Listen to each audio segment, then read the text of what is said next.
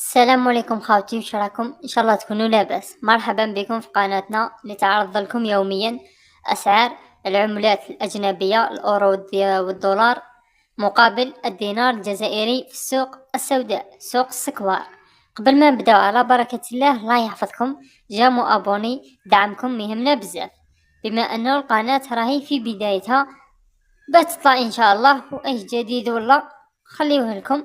يا بيخلينا عفسه والله في لي كومونتير. مرحبا بكم خاوتي، هتهلاو ودعمكم يهمنا بزاف. ما نطولش عليكم ونبداو على بركه الله.